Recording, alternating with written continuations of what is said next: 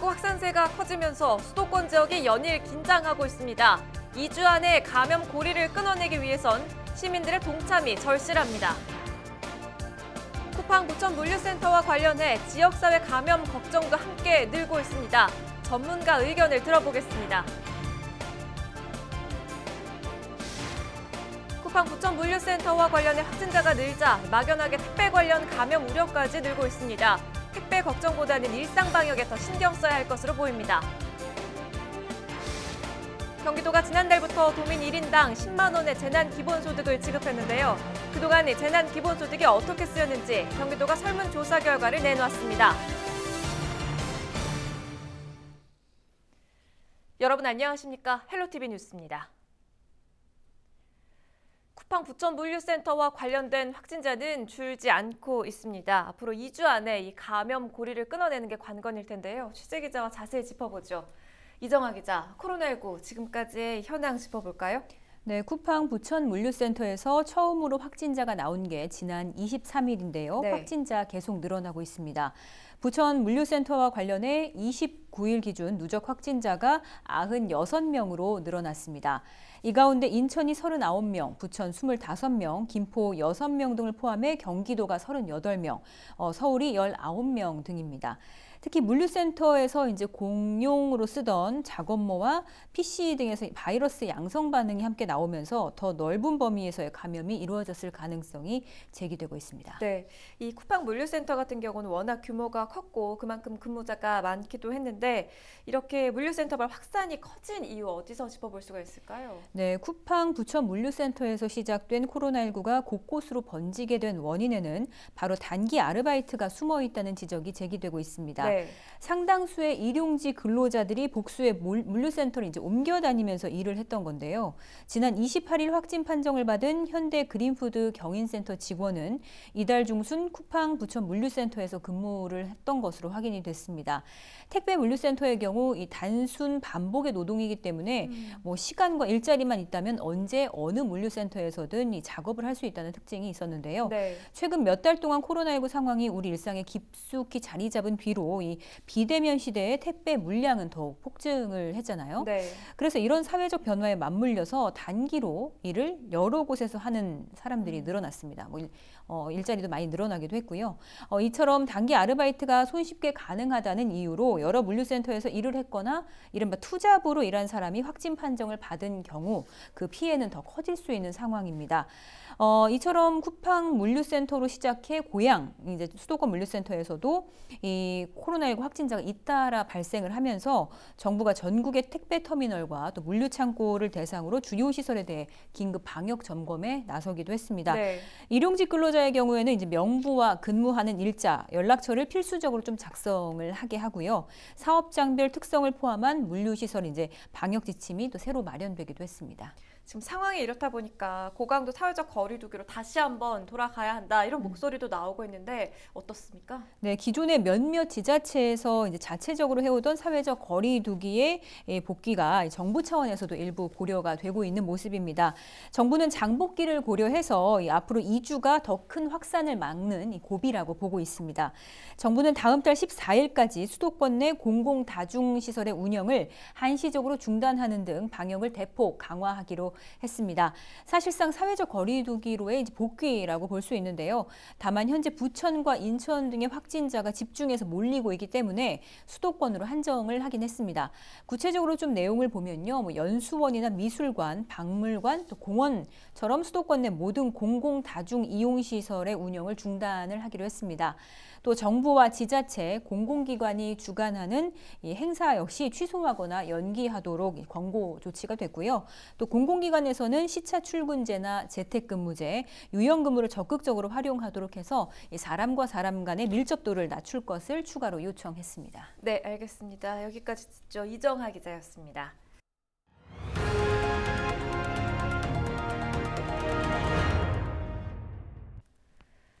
네, 이번에는 인천 상황 보겠습니다. 쿠팡 부천 물류센터발 감염이 인천 지역에서도 확산되고 있는데요. 취재 기자와 전화 연결해서 이야기 나눠보죠. 이재필 기자, 물류센터발 감염이 콜센터로까지 이어졌죠? 네, 맞습니다. 부평구에 거주하는 40대 여성인데요. 지난 27일 확진 판정을 받았습니다. 이 확진자 두 곳에서 일을 하고 있었는데요. 한 곳이 쿠팡 부천 물류센터고 또 다른 한 곳이 부평구의 한 보험회사 콜센터였습니다. 네. 특히 지난 26일 부평구 선별진료소에서 검체 검사를 받은 이후에도 콜센터에서 근무를 했던 것으로 확인이 됐는데요. 그리고 28일 이곳 콜센터 동료 한 명도 추가로 확진 판정을 받았습니다. 현재 방역 당국은 확진자와 같은 층에서 근무한 콜센터 직원 81명과 같은 건물이지만 다른 층에서 근무한 콜센터 직원 50여 명에 대해서 검체 검사를 진행 중에 있는데요. 같은 층 직원들은 전원 음성 판정을 받았고요. 다른 층 직원들은 아직 검사가 진행 중에 있습니다. 부천 쿠팡 물류센터 근무자 중 인천 거주자는 1,459명으로 확인되고 있는데요. 인천시는 근무자 그리고 근무자와 접촉한 사람들에 대해 증상 유무와 관계없이 연락을 취해서 검사를 받게끔 하고 있습니다. 네, 이번 주가 방역에 있어서는 굉장히 중요한 기점이 될 걸로 보이는데 인천시가 이 생활 속 거리 두기를 강화하고 나섰다고요? 네, 맞습니다. 정부가 감염이 확산하고 있는 수도권에 대해 모든 공공 다중 이용 시설의 운영을 중단하는 등 강화된 방역 조치를 실행 중에 있죠. 인천시도 정부의 조치에 발맞춰서 인천형 생활 속 거리 두기를 추진합니다. 네. 시는 우선 시민들에게 2주간 외출과 모임 등을 자제해 줄 것을 당부하고 있는데요. 또 정부의 방침에 맞춰서 도서관과 공연장, 연수원 등 모든 공공시설도 휴관하기로 했습니다. 인천 대공원과 월미공원도 폐쇄됐는데요. 행사와 축제도 취소하기로 했습니다. 학원과 PC방에 대해서는 운영 자제를 권고하고 운영을 하더라도 방역 수칙을 준수해 줄 것을 요청했는데요. 인천형 생활 속 거리 두기는 오는 6월 14일까지 이어집니다. 시민 여러분의 적극적인 동참이 그 어느 때보다 필요한 시기입니다. 네, 모두가 함께 노력해야 지금의 어려움을 이겨낼 수 있겠죠. 이재필 기자였습니다. 요즘 최대한 사람들과 접촉하지 않으려고 온라인으로 장을 보거나 물건 주문하는 분들 많이 계실 텐데요. 이번에 쿠팡과 마켓컬리에서 확진자가 나오자 이 온라인 쇼핑에 대한 걱정도 생겼습니다. 택배를 통해 바이러스가 전파될 수도 있다고 우려하는 건데요. 전문가들은 이런 걱정은 하지 않아도 된다고 설명하고 있습니다. 김진재 기자입니다. 코로나19 감염 우려로 사람을 만나지 않아도 되는 이른바 언택트 시장이 커졌습니다. 올해 3월 국내 온라인 쇼핑 거래액은 약 12조 5,800억 원을 기록했습니다. 전년도 같은 기간에 비해 11.8%가량 늘어난 수치입니다. 하지만 최근 쿠팡과 마켓컬리 물류센터에서 코로나19 확진자가 나오자 주민들은 택배를 통한 감염을 우려하고 있습니다. 도착하면 바로 갖고 안 들어오고 에탄올 뿌리고 좀 놔뒀다가 갖고 들어오고 근처 엄마들도 다 그렇게 하는데 불안하잖아요. 많지만. 이렇게 택배로 인한 감염 우려가 커지다 보니 비대면 배송을 원하는 주민들도 늘고 있습니다. 미리 전화가 오잖아요. 오면은 이제 문 앞에 두고 가라고. 그럼 나중에 이제 갖고 들어가면 되니까. 직접 택배 기사랑 만나거나 그러지는 않지 않나요? 네, 그렇게 안 해요. 일단 물량도 많이 늘어났고요. 그다음에 이제 배송도 대면 배송을 안 하기 때문에 거의 이제 문 앞에다 놓는 추세에 지금 가고 있어요, 저희 쪽에서는. 전문가들은 택배를 통한 감염 가능성은 희박하다고 이야기합니다. 바이러스가 택배에 묻을 경우 사람을 감염시킬 만큼의 전염력을 유지할 수 없다는 겁니다. 요즘 확진자에 의해서 택배가 배달된 경우라고 하더라도 이제 택배에 묻은 바이러스가 이제 외부에서 오랜 기간 생존할 수가 없습니다. 그리고 그 노출된 바이러스 양이 이렇게 많을 수가 없기 때문에 결국 택배에 묻은 바이러스로 인해서 실제적으로 다른 사람이 감염될 그런 가능성은 거의 없습니다. 최근 물류센터에서 확진자가 발생한 쿠팡 역시 신선식품은 포장된 상태로 물류센터에 들어오고 배송 직원들은 물류센터와 분리된 공간에서 근무하기 때문에 안전하다는 입장을 밝혔습니다. 전문가들은 그래도 안심이 되지 않을 경우 택배를 받은 뒤 30초 이상 비누로 손을 씻으면 된다고 조언했습니다. 헬로티비 뉴스 김진재입니다. 부천 쿠팡 물류센터 관련 코로나19 확진자가 100명을 넘었습니다. 우려가 걷잡을 수 없이 커지고 있는 가운데 정부가 공공부문을 중심으로 방역 활동을 강화하는 등 코로나19 확산 방지를 위한 총력전에 돌입했습니다. 관련된 이야기 전문가와 함께 나눠보겠습니다. 신상엽 한국의학연구소 감염내과 전문의와 전화 연결돼 있습니다. 반갑습니다. 부천 쿠팡물류센터와 관련해서 지금 이 산발적으로 이어진 전파의 가장 큰 원인으로 꼽히는 게 쿠팡 측의 초동 대처도 문제가 되고 있는데, 이 초동 대처가 확실하게 지켜졌다면 지금 이런 결과는 나오지 않았다, 이렇게 보시는 겁니까?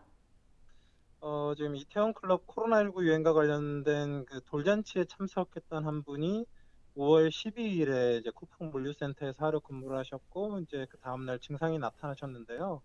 진단은 거의 열흘이 지난 5월 24일경에 받으셨습니다. 근데 이제 그 쿠팡 측의 초동 대처가 그렇게 잘 된 것 같지는 않고, 5월 25일에 이제 물류센터가 폐쇄됐는데요. 지금 이제 쿠팡 측이 초동 대처를 잘 했다고 해도 지금 첫 환자가 증상 후 10일이 넘게 지나서 진단된 상태고, 벌써 100여 명의 환자가 발생한 것을 보면 이미 폐쇄 이전에 이제 유행이 많이 진행된 상태로 보이긴 합니다. 네. 그렇지만 이제 초동 대처가 좀 잘 됐다면 추가적인 확진자를 조금이라도 줄일 수 있지 않았을까 하는 아쉬움은 있습니다. 이런 상황에서 정부가 다음 달 14일까지 수도권 공공 다중시설 운영을 한시적으로 중단하는 등의 방역을 대폭 강화하기로 했는데요. 수도권 지역만 2주간 이 강화된 생활 속 거리 두기를 시행하기로 했다고 볼 수가 있겠죠. 결국은 사실상의 이 사회적 거리 두기를 복귀한 것 아니냐, 이런 지적도 나오고 있는데 어떻게 보십니까? 정부 차원의 거리 두기 복귀는 방역당국의 설명으로는 그 2주간 평균 50명 이상의 환자가 발생하고 감염 경로 미약인 사례가 5% 이상인 경우에 이제 고려를 한다고 했는데, 이번에 쿠팡 물류센터 관련 유행이 이제 수도권 전반 물류센터로 퍼지고 지역사회에도 영향을 주는 상황에서 어제 일단 공공시설을 중심으로 선제적인 사회적 거리 두기를 이제 시작하겠다고 이제 선언을 했고요. 향후 추이에 따라서 아무와도 이제 생활 속 거리 두기를 기본 기조로 하면서 고위험 시설 중심으로 방역을 강화하는 형태의 사회적 거리 두기로 돌아가게 될 가능성이 있을 것 같습니다. 네, 고위험 시설이라는 이야기 해주셨는데 물류센터라는 곳에도 특성도 한몫한 듯 보입니다. 어떤 게 문제일까요? 일단 지금 물류센터는 이제 정부가 주시하던 고위험 시설에서 빠져 있었던 상황이긴 하고요. 네. 실제적으로 물류센터의 경우 이제 그 구내식당이나 흡연실 같은 곳들에서 마스크를 벗고 서로 간 밀접 접촉할 가능성이 높은 그런 시설이기 때문에 코로나19 유행 가능성이 좀 상존했던 상황이라고 볼 수 있습니다. 그리고 이제 물류센터에서 근무하시는 분들의 상당수가 일용직 노동자분들이라서 사업장 방역 조치에 좀 사각지대에 놓여 있던 분들도 많았던 것 같습니다. 그리고 실제 이번에 조사를 해보니까 이제 작업장의 모자나 신발 등에서도 코로나 바이러스가 검출된 것을 보면 현재 작업장 전반이 바이러스에 오염되었던 그런 상황으로 보입니다. 네, 수도권 코로나19 확산이 최대 고비에 접어들었다, 이런 분석도 나오고 있는데요. 지역사회로의 감염이 이미 만연해 있습니다. 그 정점이 어디라고 보십니까? 사실 이제 코로나19의 유행은 백신이 개발되기 전까지는 언제가 정점인지를 예측할 수는 없습니다. 네. 향후에도 이제 다양한 형태의 유행이 지속될 수밖에 없는데요. 방역 당국의 이제 역학조사를 통한 조기 진단, 조기 치료, 그리고 이제 국민들의 개인위생 철저와 사회적 거리두기를 통해서 대규모 유행을 예방하고 중증 환자를 줄여서 피해를 최소화하는 것을 사실 현재로서는 목표로 삼아야 할 것 같습니다. 말씀 잘 들었습니다. 신상엽 한국의학연구소 감염내과 전문의의 이야기였습니다.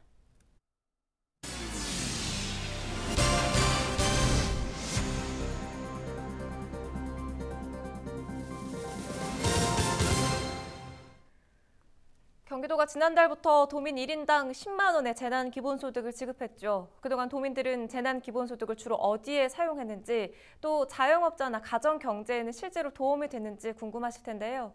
김호 기자가 경기도 설문조사를 정리했습니다. 먼저 재난기본소득을 어디에 사용했는지 물어봤습니다. 슈퍼마켓이나 편의점 등 유통업이 49%로 절반 가까이 차지했고, 식당과 카페 등 일반 음식점이 31%로 2위를 차지했습니다. 두 개 사용처를 합하면 80%에 이릅니다. 식품 음료와 병원 약국, 학원 등이 그 뒤를 이었습니다. 연령별 소비 패턴 변화에 대해서는 평소 가던 대형마트 대신 동네 가게를 이용한 사람은 80%로 나타났습니다. 50대가 동네 가게를 가장 많이 이용했고 20대가 가장 낮았습니다. 새로운 동네 가게와 전통시장을 방문했다고 응답한 사람은 33%와 34%로 비슷했습니다. 새로운 동네 가게 방문은 30대에서 전통시장은 60, 70대가 가장 높았습니다. 또 재난기본소득을 다 쓴 후에도 골목 상권을 재방문할 의향이 있느냐는 질문에 85%가 그렇다고 답했습니다.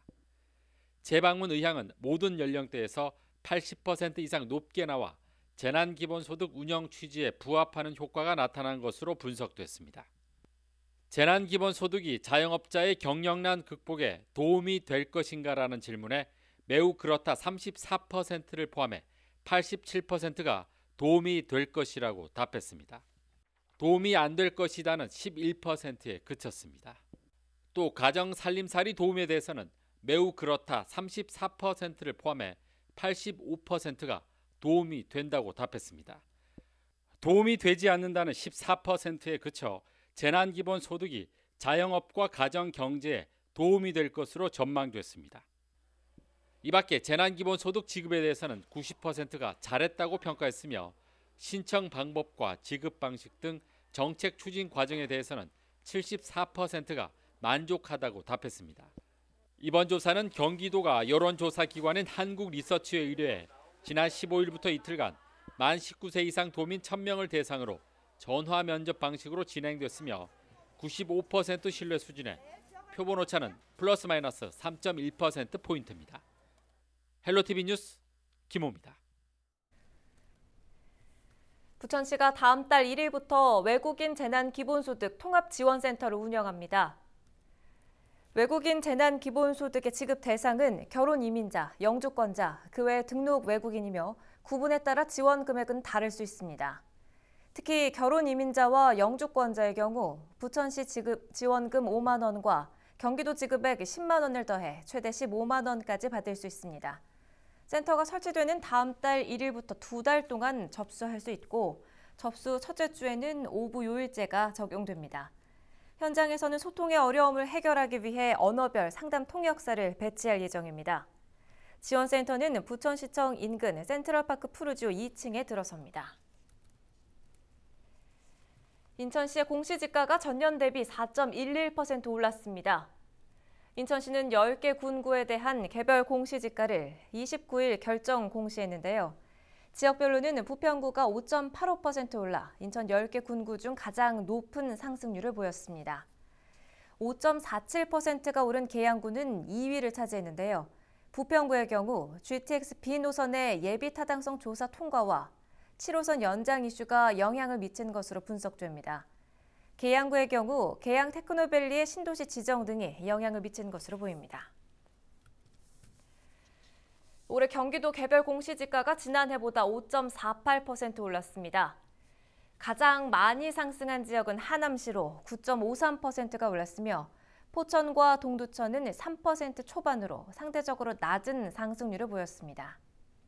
경기도에서 가장 비싼 땅은 성남시 분당구 현대백화점 부지로 제곱미터당 2,370만 원이며 가장 싼 곳은 포천시 삼정리 임야로 제곱미터당 525원입니다. 개별 공시지가는 29일부터 시군구청에서 직접 확인할 수 있으며 토지 소유자는 다음 달 29일까지 이의 신청할 수 있습니다. 날씨 정보입니다. 주말에는 날씨로 인한 불편은 없겠습니다. 다만 기온이 올라 덥겠는데요. 토요일 아침 기온이 17도로 시작하겠고 한낮 기온 24도로 예상됩니다. 한낮에는 자외선 지수도 매우 높은 단계까지 오르는 만큼 햇볕 차단에 각별히 신경 써주셔야겠습니다. 더위가 기세를 올리면서 기온이 크게 오르겠습니다. 주말 한낮 기온이 25도에 육박하며 덥겠는데요. 낮 동안 강한 햇볕이 내리쬐면서 체감 온도는 더 높겠습니다. 전국 날씨입니다. 전국적으로 맑은 하늘을 볼 수 있겠습니다. 강원 영서 중남부와 경북 북부 지역에는 소나기 구름대가 발달하면서 벼락을 동반한 소낙비가 쏟아지기도 하겠습니다. 제주에도 오후 한때 비 소식 있습니다. 우리 지역 바다 날씨입니다. 해상도 맑겠고 파고는 최고 1m로 비교적 잔잔하게 일겠습니다. 생활지수입니다. 볕이 좋아서 빨래와 세차하기에 좋겠습니다. 자외선 지수가 높습니다. 햇볕을 차단해줄 수 있는 모자와 선글라스 착용하셔야겠습니다. 날씨 정보였습니다. 헬로티비 뉴스를 모두 마칩니다. 저희는 언제나 여러분과 함께 하겠습니다. 고맙습니다.